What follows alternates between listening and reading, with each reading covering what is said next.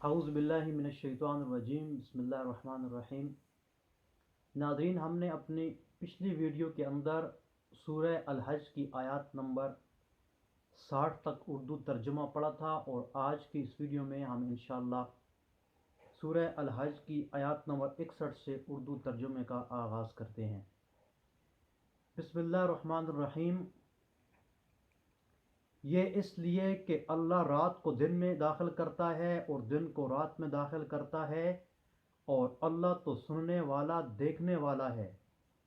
یہ اس لیے کہ اللہ ہی برحق ہے، اور جس چیز کو کافر اللہ کے سوا پکارتے ہیں وہ باطل ہے، اور اس لیے کہ اللہ رفیع شان اور بڑا ہے۔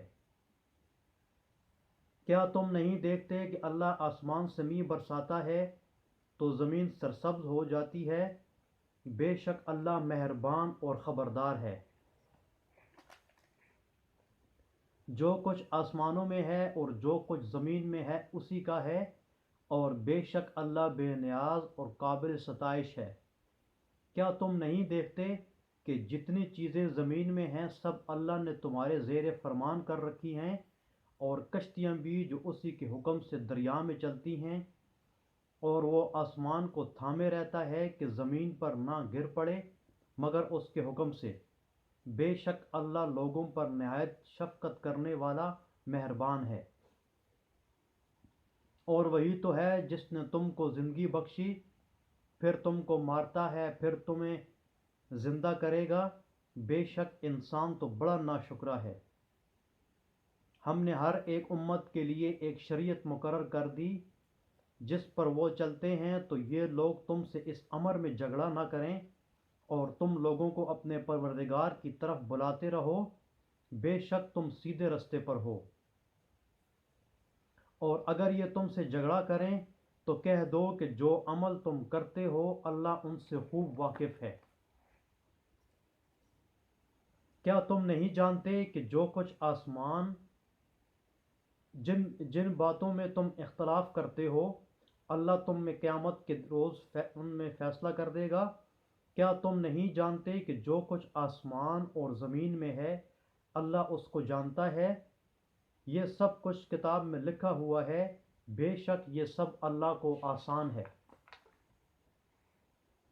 اور یہ لوگ اللہ کے سوا ایسی چیزوں کی عبادت کرتے ہیں جن کی اس نے کوئی سند نازل نہیں فرمائی، اور نہ ان کے پاس اس کی کوئی دلیل ہے، اور ظالموں کا کوئی بھی مددگار نہیں ہوگا۔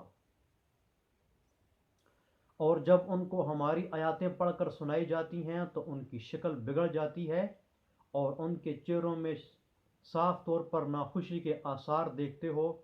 قریب ہوتے ہیں کہ جو لوگ ان کو ہماری آیاتیں پڑھ کر سناتے ہیں ان پر حملہ کر دیں۔ کہہ دو کہ میں تم کو اس سے بھی بری چیز بتاؤں، وہ دوزخ کی آگ ہے جس کا اللہ نے کافروں سے وعدہ کیا ہے، اور وہ برا ٹھکانہ ہے۔ لوگو، ایک مثال بیان کی جاتی ہے، اسے غور سے سنو۔ اور جن لوگوں کو تم اللہ کے سوا پکارتے ہو وہ ایک مکھی بھی نہیں بنا سکتے اگرچہ اس کے لیے سب جمع ہو جائیں، اور اگر ان سے مکھی کوئی چیز چھین کر لے جائے تو اسے اس سے چھڑا نہیں سکتے۔ طالب اور مطلوب یعنی عابد اور معبود دونوں گئے گزرے ہیں۔ ان لوگوں نے اللہ کی قدر جیسی کرنی چاہیے تھی نہیں کی، کچھ شک نہیں کہ اللہ زبردست اور غالب ہے۔ اللہ فرشتوں میں سے پیغام پہنچانے والے منتخب کر لیتا ہے، اور انسانوں میں سے بھی، بے شک اللہ سننے والا اور دیکھنے والا ہے۔ جو ان کے آگے ہے اور جو ان کے پیچھے ہے وہ اس سے واقف ہے، اور سب کاموں کا رجوع اللہ ہی کی طرف ہے۔ مومنوں، رکوع کرتے اور سجدے کرتے اور اپنے پروردگار کی عبادت کرتے رہو، اور نیک کام کرو تاکہ فلاح پاؤ۔ ناظرین، اس آیات کے اندر چونکہ سجدہ تلاوت کیا گیا ہے لہذا تمام سننے والے سامعین پر یہاں پر سجدہ کرنا واجب ہے۔ اور اللہ کی راہ میں جہاد کرو جیسا جہاد کرنے کا حق ہے۔ اس نے تم کو برگزیدہ کیا ہے اور تم پر دین کی کسی بات میں تنگی نہیں کی۔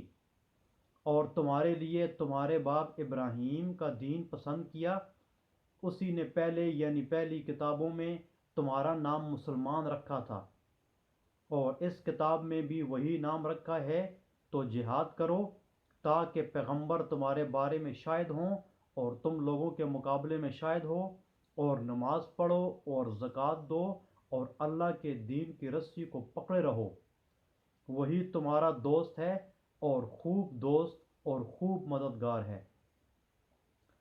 صدق اللہ العظیم۔ ناظرین، آج کی اس ویڈیو میں ہم نے سورہ الحج کی آیات نمبر 61 سے لے کر آیات نمبر 78 تک کا اردو ترجمہ مکمل کر لیا ہے، اور اس کے ساتھ اس صورت کا اختتام ہوتا ہے آیات نمبر 78 پر، اور انشاءاللہ ہم اپنی اگلی ویڈیو کے اندر سورہ مؤمنون کا آغاز کریں گے۔ اللہ تعالی ہمیں قرآن پاک پڑھنے، سمجھنے اور اس پر عمل کرنے کی توفیق نصیب عطا فرمائے۔